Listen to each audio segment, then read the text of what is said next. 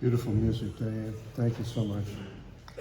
Good morning, everyone, and welcome to the North Chapel on this rather chilly but still lovely autumn morning. It's great to have you here. Chicago is in the house today. A little more about that later, but just wanted to give that shout out. I'm Bob Williamson, today's service coordinator. Today's calendar says it's November the 12th, but I like to think it's really October 43rd. I didn't get enough of Halloween this year. I just got back from Chicago visiting with my daughter and her husband and our granddaughter Iris, who's nearly 3. We were going to go trick-or-treating, but we got shortchanged. It was snowing in Chicago on Halloween. 6 days later, it was about 70 degrees, but that's the way it can go. You know, the weather's up and down, but you know, we have to play the cards we're dealt. Even so, it's fun to see my granddaughter's zeal as she reaches for all the joy in the world. I hope you had a great holiday too. Please turn off any cell phones. And I know we have spiritual exploration today for the children. David Fryman is going to take them out at the right moment in the service. And I believe we'll have coffee hour in the basement, is that correct? Terrific, great. Right after service. If you're a guest today, we'd love to have you sign the guest book in the back. And if you are visiting and you're comfortable doing so, we'd love to have you stand and share your name and tell us where you're from, if you'd like to do that. And if not, you could just sign the book in the back, but that'd be great. Good morning, congregation. Selwyn from Chicago. Great to have you. Thanks for being here, Dr. Rogers. Any announcements today? I know there are a few, I think, right? You come up?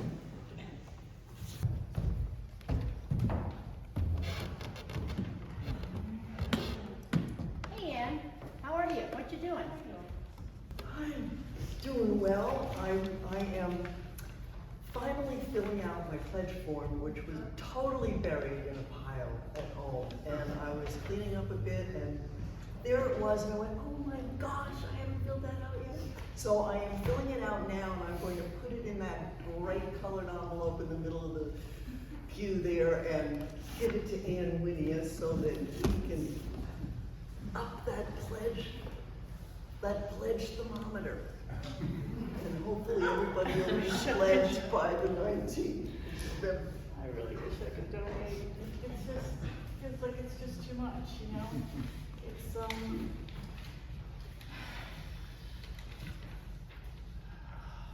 last week they said 25 people had pledged a total of $61,000. That's $2,000 a year. I can't do that. You know, not everyone pledges that much. You know, what's important is pledging what fits in your budget. When I first came to the church 40 years ago, I pledged $1 a week for $52 a year. That was all I could afford. And then when my finances got better, I increased my pledge. And then when my kids went to college, my pledge dropped. Fortunately, that was only for 4 years. So the important thing is just pledging what you can. And pledging is what sustains our congregation. And pledging always makes me feel more a part of our congregation. Yeah, I hadn't thought about that smaller pledge, but I do feel really guilty about not pledging. And, you know, this place is really important to me. You know, I was listening to VPR on their pledge drive, and somebody spoke up and said that they always bought a latte on their way to work.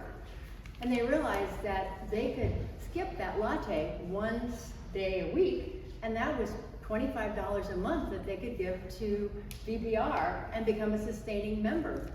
And that's $300 a year. So, and that didn't feel to them as though they were giving up very much or sacrificing. So it's amazing how small amounts add up and really help. It sounds much more doable when you think about it like that. I'm sure there's something I could not spend money on every week that's not as important. So it would feel good to help sustain the church that way, even just a little bit. And you know, speaking just a little bit, even if you just put $3 to $5 in a week on Sunday in one of those bright envelopes, then by the end of the year, you put in $200 to $300. So it's a little bit each week, and that makes it much more doable. And their pledge drive, their pledge envelopes in the yellow and all the colored envelopes on the pews. Yeah, Jenny is holding one up.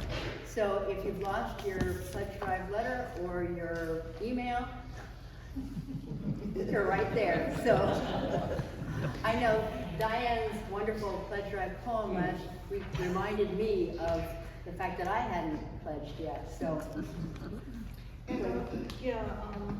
and it's really important, so that the finance committee knows how much money they have for next year's budget. So please do what you can. The pledge ends next week, but we'll take your pledge anytime after that. The skits will end soon. one more week. So far 35 people have pledged for a total of $73,756. So I hope the rest of you who haven't pledged will join us. We would really appreciate your pledge, and everything adds up, no matter how big or how small. Thank you. Thanks.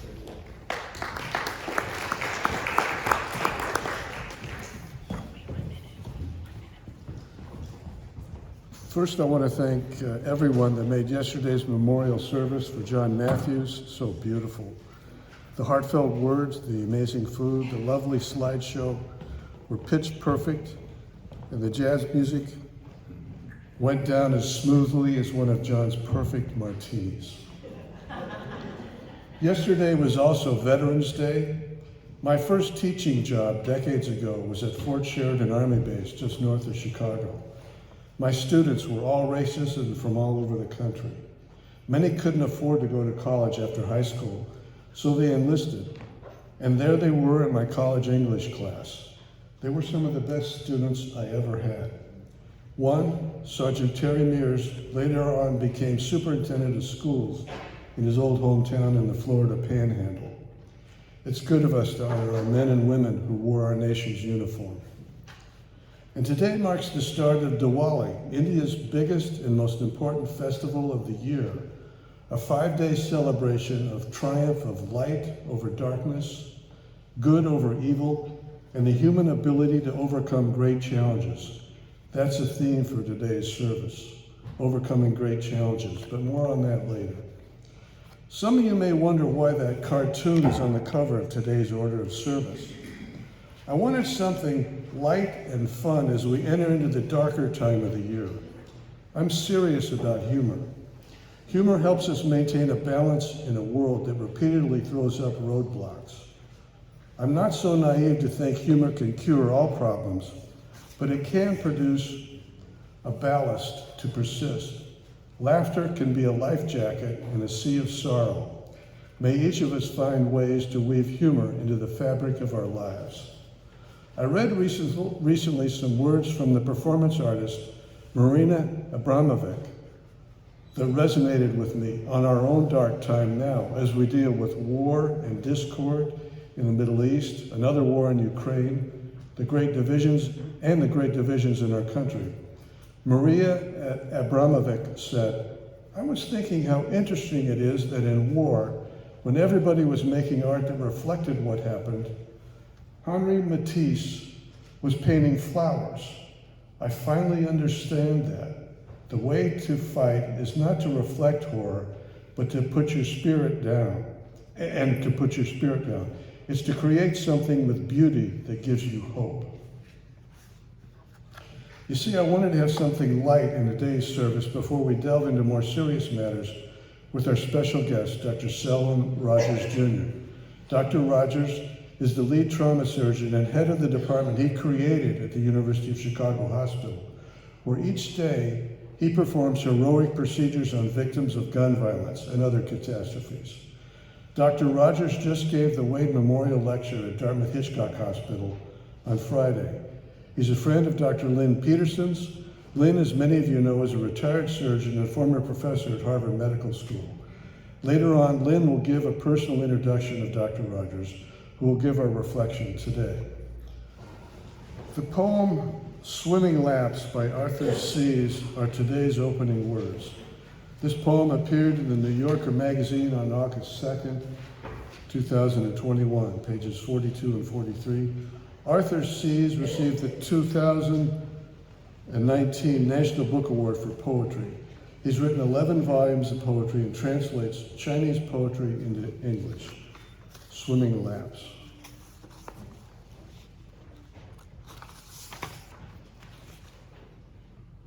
Swimming backstroke toward the far end of a pool in sunlight, yellow flares in the nearby aspens. In the pre-dawn sky, Mars and Venus glimmered. How is it a glimmering moment coalesces, and the rest slides like flour through a sieve? How is it that these glimmerings become constellations in the pre-dawn sky? Reaching the wall, I turn and push off, swimming freestyle. How is it we bobbed in the water beyond the breaking surf, and I taste that salt in my mouth now? How is it, disheveled, breathless, we drew each other up into the flame? How is it that flame burns steadily within? Reaching the wall, I turn and push off, swimming side stroke. With each scissors kick, I know time's shears. It is not pre-dawn to a battle when the air dips to a windless calm. Let each day be lived risking feeling, loving alive, to ivy reddening along the fence. Reaching the wall, I turn and push off, swimming breaststroke. How is it I see below than above a horizon line?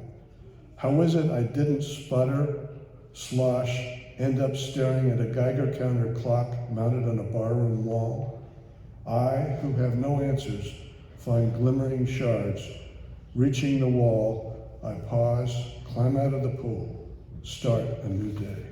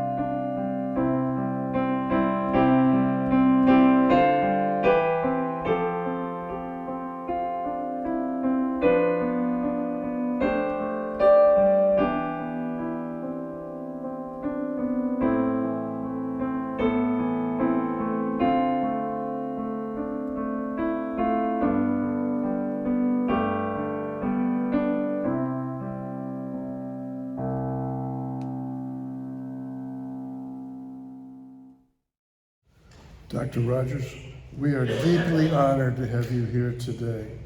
I have followed your work, your articles, and your thoughtful testimony for gun reform policy before the U.S. Senate Judiciary Committee, and I loved you going toe-to-toe with Senator Ted Cruz. He needed to hear it.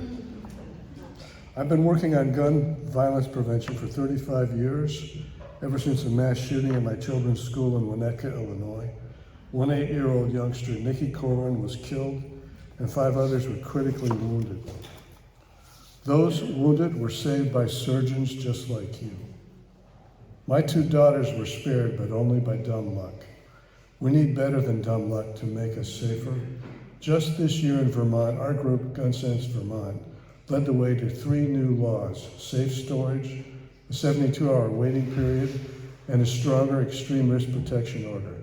Now family members can petition the court to have guns temporarily removed from loved ones in crisis.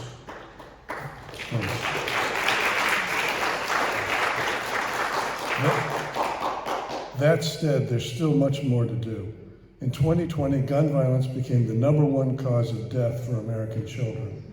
And in 2022, the number of children killed by gunfire increased by nearly 12%. Each of us has a part to play. I learned that between 2017 and 2021, 6,333 guns from crime scenes in nearby states were traced back to Vermont. And 2 assault rifles from Vermont's company Century Arms were used in mass shootings in 2018. One in Gilroy, California at the Garlic Festival, and the other at the El Paso Walmart. Vermont firearms figure into crimes elsewhere. Again, we're so glad you're here.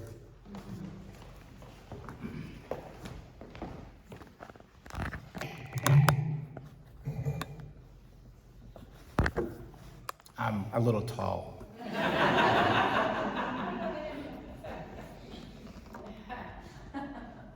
Reverend Dr. Dunkley, let me know when I can begin. You go ahead. I take permission well, except for my wife, who's in the audience, Kimberly. Okay. Psalm 118:24. Let us be thankful for today. Let us rejoice in today. Be glad in it. There's so much to be joyful for.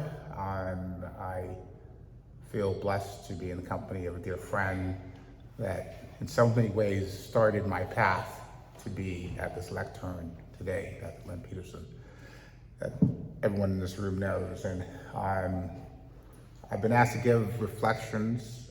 I was raised in church. My uncle was a pastor in a Assemblies of God church. Even though my mom didn't go to church, she made all the kids go to church dutifully. She thought that that was a good way to learn good values. And we often would say, so Mom, when are you going to come with us so you can learn good values? We never said that though, actually. We just thought it. No, in all seriousness, it's a serious topic. I was asked to reflect on my role as a trauma surgeon and how, for me, it's a form of ministry, which it is. I am deeply spiritual. I feel incredibly blessed to be able to do what I do, meeting people often on the worst days of their lives. But before I give you my reflections on a 30-year career thus far, I'm not planning to retire anytime soon. I really love what I do. I need to share a little bit about who I am beyond CV or what's typically put on black and white. You know, my CV is kind of thick, but it doesn't really tell you the essence of a man that you see before you. So my life thus far is reflected in 3 acts, if you will, Shakespearean play. Act 1 and 2 are done. I'm currently in Act 3. Act 1 was The Audacity of Ignorance, if I were to title it. Small town boy, grew up on the island of St. Croix in the United States Virgin Islands. Before going off to college on the mainland, I had never experienced a temperature less than 65 degrees. I'd never owned a sweater. I'd been on a plane once before my trip to the mainland of the United States. Being a US citizen, it was always interesting to me that people did not know that the United States Virgin Islands made me a United States citizen. I thought that was fascinating. And there were all these conjectures of what it meant to be from an island in the Caribbean. I dispelled all of those. But the audacity of ignorance is largely around this idea that even though neither of my parents went to college and never mind graduate school, I was a voracious reader, active learner, committed to lifelong learning. And so before the days of Wikipedia or the internet, I opened up Encyclopedia Britannica and read it cover to cover. Got to M, there was medicine. There are 2 medical schools listed. Again, it's not Wikipedia. It only has so many pages on the medicine. So Johns Hopkins and Harvard were listed as medical schools. So I said, I will have to go to one of those schools, because obviously they must have colleges if they have medical schools. Now, the story of that is audacity, right? I didn't know what I didn't know. So I aspired to be something that I'd never seen. And now we're in Act 2. Act 2 is the power of relationships. Along the way, Harvard College, Harvard Medical School, the Brigham Women's Hospital, meeting Dr. Lynn Peterson, there were so many incredible people that inspired me, mentored me, sponsored me to be something that I never thought I could be or see. I'm an academic trauma surgeon, multiple accolades over my career, but I don't do what I do for the accolades. I do what I do for impact, to touch lives, to make a difference. And as a byproduct along the way, I've been recognized for doing so. But it was never my goal to have a certain salary or a certain title or an endowed professorship or to have gone from Boston to Philadelphia to Texas to Chicago on my life's journey. By the way, I had to go to Texas to pick up my wife. So that's many blessings for the University of Texas Medical Branch in Galveston. But with respect to how those relationships and being open to being mentored by people who look differently than me, had different backgrounds, different upbringings, different perspectives, and just being open and seeing, if you will, the best in everyone and taking the most and making the most of those relationships, which takes us to Act 3, my current act. I'm not sure if I'm going to have Act 4, because I kind of like Act 3. Because Act 3 is making the most of opportunities. Making the most of opportunities. There's a great movie called Vanilla Sky. A good friend of mine loves this movie. And he loves it because there's a line in the movie, and for those who haven't seen it, it's kind of a melodrama. But there's Tom Cruise, Penelope Cruz, Cameron Diaz, all-stars at the time. This is probably 25 years ago. I don't know what happens to Tom Cruise, but he must have great makeup or great surgeons, because he looks exactly the same as Risky Business 40 years ago. But nonetheless, in that movie, the quintessential line, every passing moment is a chance to turn it all around. One of my great heroes that I love jazz music, particularly live jazz performances. Miles Davis is my favorite jazz performance. And one of the many quotes that is attributed to Miles Davis is a great improvisational jazz musician. Right? Gets in a room, commands the room, starts the jam session, 4 or 5 people in the room, and somehow what comes out of those dissonant notes is beauty. In that beauty, one of his famous quotes is, "There's never a bad note. It is the next note that matters." And that informs what I do as a trauma surgeon, because horrific things happen to people, unfortunately, all the time. Bob Williamson mentioned Israel and Gaza, Palestine, conflict, war, Ukraine, but we have wars every day. We have wars here in Vermont. We have wars here in Boston. We have wars here in where I live, Chicago. But those wars don't get global recognition. They're wars of structural violence, they're wars of racism, they're wars of discrimination, they're wars where people are not being maximized for their human potential. And so in the work that I do now, the ministry that I have now, meeting people on the worst days of their life. A day that someone falls and has a bleed in their brain and needs emergency brain surgery. No one plans that. Leaving church, get into a car accident. Hope that never happens to anyone in this room, but no one plans that. Walking downstairs, slipping and falling, and having a fracture of your leg. No one plans that. And certainly no one plans to get shot today.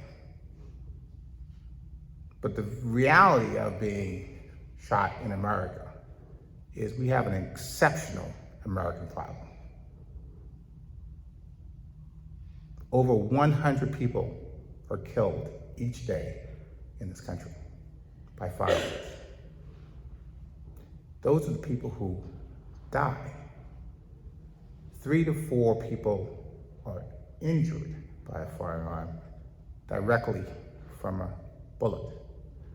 Having said that, of deaths, 55%, over half of all firearm-related deaths in this country are suicides, self-inflicted. So we focus on the mass killings. We name them. Sandy Hook, Uvalde, what happened to your neighboring state in Maine. We name them, but we don't name the suicide of your neighbor. We don't name the suicide of your church member.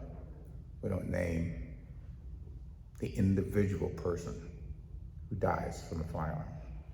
There may be a name, there may be a date, there may be where it happened in the newspaper, but that quickly fades and becomes forgotten until the next mass shooting. So I challenge all of us to think that the problem of firearm-related injuries in this country is not a them problem. It's not a they problem. It's an us problem and we problem. Now, Kimberly actually knows this, my dear wife. If I was given a chance to do over, and as you know in life, there are no do-overs. You get to change the next note, but you don't get to change the note that you already played. But let's say I replayed my notes from the beginning. I would probably be Reverend Dr. Trumley here. I hold on to the mic and I enjoy it. So I'm not gonna hold you too much longer except to share 2 stories. And I hope these 2 stories are stories of pathological optimism, because that's what I am. I'm a pathological optimist. I always want to see the best in whoever I meet that day. I always want to pour my heart, soul, body into them as a form of ministry. And why do I want to do that? Because I've been blessed that others have done that for me. And so my ministry is, how can I help someone else be seen, be heard, be valued?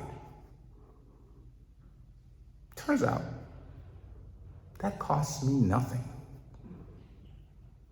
Some would say time, but we give our time away all the time.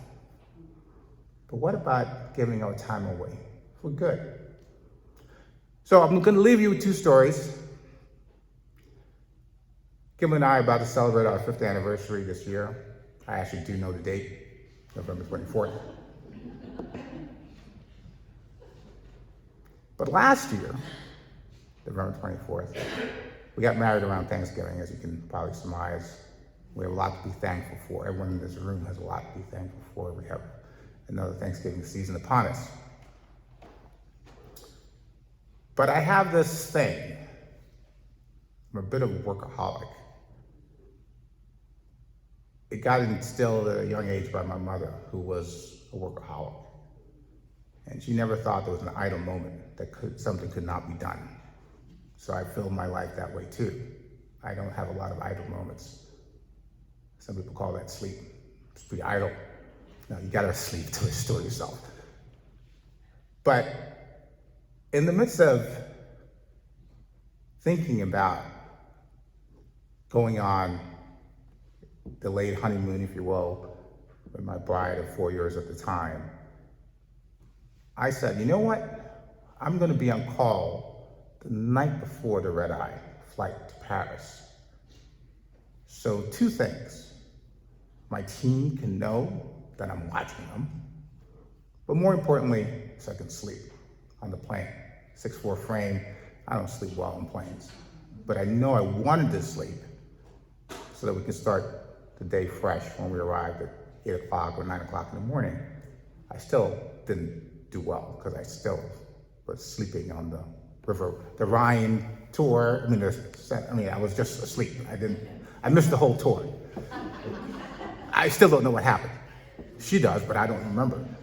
But with all seriousness, I was on call the night before, and it's a Monday night into Tuesday morning. And at 11 o'clock that night, a 16-year-old boy, 16-year-old black boy, who could have been my son, I have 3 sons, 16-year-old black boy, sophomore in high school, was shot 3 times. He was shot in the left thigh twice, and in the right foot. Now, even though he was a thin, healthy appearing 16-year-old boy, there's a major artery in your thigh called the superficial femoral artery. Remember that? Superficial femoral artery. It's a major blood vessel that supplies to your leg. And I looked at this boy and I was sure from a clinical assessment that there's no way a bullet could have gone through his thigh and not severed this artery, because he was so thin. Athletic, fit. And I kept looking for signs of vascular injury, and there were none. And I also looked at his color and his countenance, stripped naked, and there's nothing but his birthday suit, lying in a stretcher, completely bare naked. And all he could say is, "My great toe hurts like a..." Begins with M, ends with R, but I won't say that from this lecture. Because a bullet had lodged in his right great toe.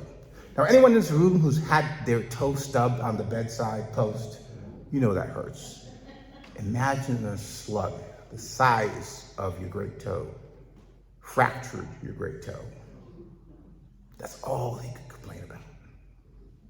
Not the fact that he was naked, cold, on a stretcher in an emergency department at 11 o'clock at night. So I leaned in, as a father would lean into their child, and I said, "We're gonna take care of your pain, son. But to distract him from the horror of what he was experiencing, being a 16-year-old shot 3 times, I leaned in and I said, we're gonna take care of your pain, but tell me about your day. How was your day before this moment?" Now, I thought I was providing comfort. He responded, "Funny that you ask." And I was astounded, because I'm like, what 16-year-old, bare naked, 3 gunshot wounds, responds, "Funny that you ask"? So I leaned in closer, because I think I'm gonna have an epiphany here. This is gonna be groundbreaking. And it was. My tarot card reader said I'd be shot today. What version of America do we live in that a 16-year-old wakes up, goes to his tarot card reader? I don't believe in that stuff, but let's say you do. And the prediction for his day was not that he was gonna have a new date, not that he was gonna do a new sport, not that he was gonna win the lottery. It was that he was gonna be shot today. And he thought that was prophetic. That should give you pause. Now, he had his toe fixed by an orthopedic traumatologist, and I'm the type of doctor, the type of surgeon, the type of trauma surgeon who follows my patients. They're not just episodes of care. And I was happy to learn that a year later, he was back in the hospital, in the clinic, with a sexually transmitted disease. So he's figured something out. A story of more hope. That same night, 2 hours later, 1 o'clock in the morning, same night, a 15-year-old came in, shot in the head. 15. And he was on the cusp of death. We placed a breathing tube, stabilized him, rushed him off the operating room for emergency brain surgery, got him to the neuro intensive care unit. An hour later, this is all an emergency, obviously, so you don't have time to wait and talk about informed consent and review risk and benefits and choose your surgeon. It's the team. The team responds to save the life in the moment, in the heat of the moment. And we did. And while he was being operated on, I went to, we call it the quiet room. It's a family consultation room. It's a room that no parent, no friend, no family member ever wants to be in. Hearing the news that their loved one who left that day fine is now fighting for their life in the operating room, having emergency brain surgery. What happened when I meet his mother for the first time? We don't have a relationship, right? We've never met, but I need to engender a relationship really quickly. I need her to trust me and trust our team in our hospital. And I'm tall, 220, some would say imposing.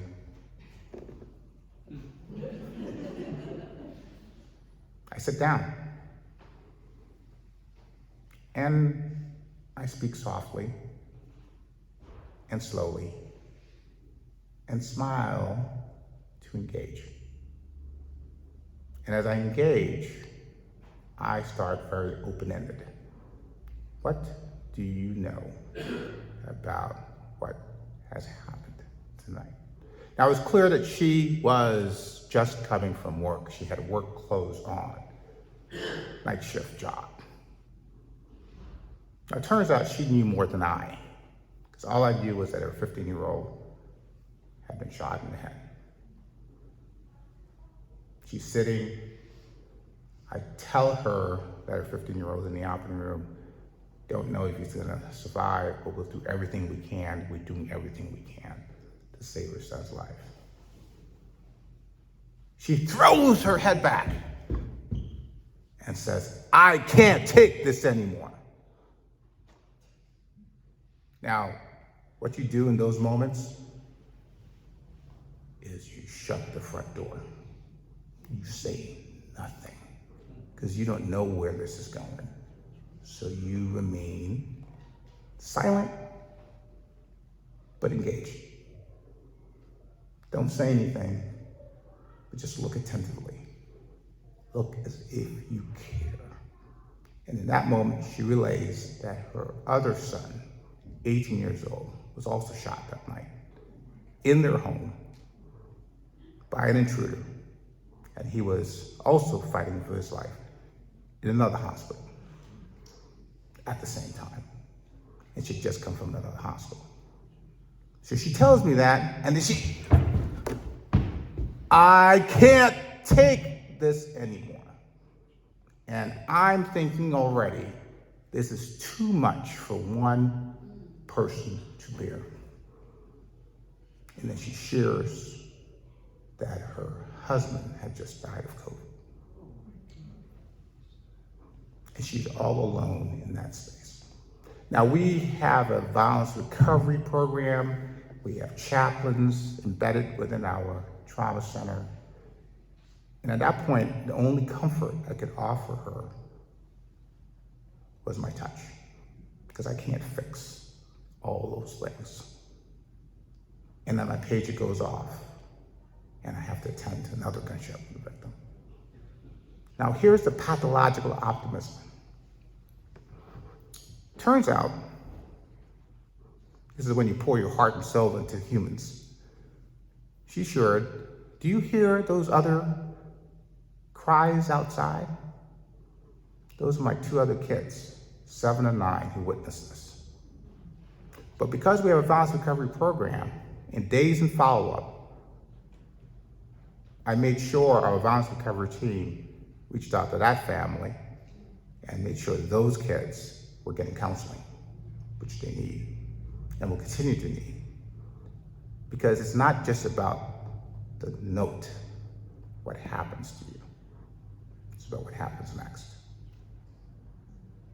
Now, pathological optimism. If I, as a trauma surgeon, stop in my reflection of my role for that patient, that family, I don't know that not only did he make it out of the hospital, the 15-year-old shot in the head, but he's back in school. Now, there's still challenges. He has some degree of post-traumatic stress disorder. He has depression, but he's alive, working on getting his high school degree. Now, the story there is one of pathological hope.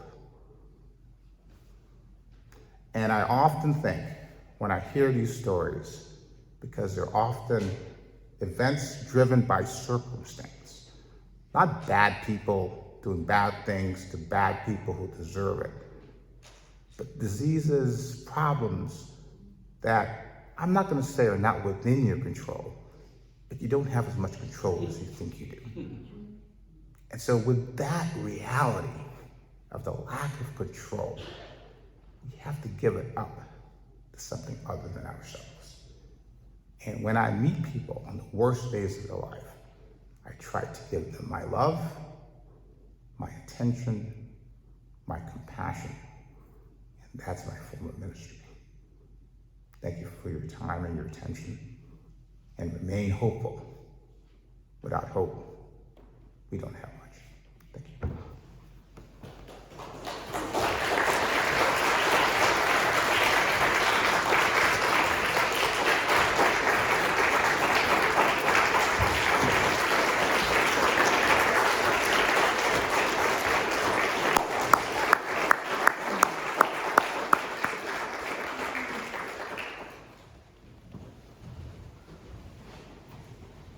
Thank you so much.